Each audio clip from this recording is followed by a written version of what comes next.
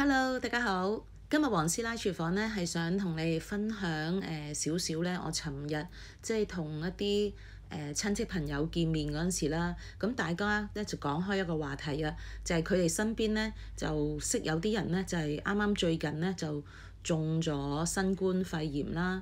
咁佢哋嗰個病徵咧係同以前中新冠肺炎嘅病徵咧係好大分別咧，就係喺以前咧啲人多數個病徵咧就係喉嚨痛得好犀利啦，好似個喉嚨俾火燒咁樣。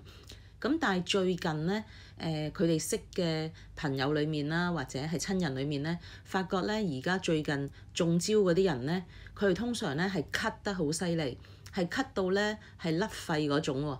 咁咧直情咧係咳到佢哋就算驗咗嗰個叫做核酸檢測係陰性都好啦，佢嗰個咳咧都仲係止唔到啦。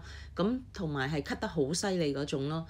咁不過咧就有一個親戚同我講啦，咁佢爸爸都中咗招，咁樣咧就有2隻咳水咧係都非常好嘅，可以止咳。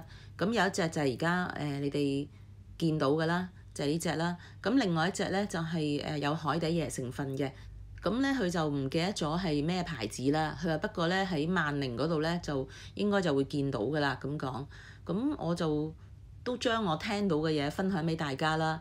咁即係話，如果真係唔好彩啦，即係中咗最近嘅新冠咧，咁咳得好犀利咧，咁都可以即係除咗去睇醫生之外咧，咁如果即係到陰性之後，你都係或者食完醫生啲藥之後，嗰個咳咧都係止唔到咧，就可以試下頭先我同你哋分享嘅嗰2隻咳水啊咁樣咯。咁好啦，今次嘅分享咧就去到呢度啦。咁如果中意有條片嘅就 like、share 同埋 subscribe 個 channel 啦。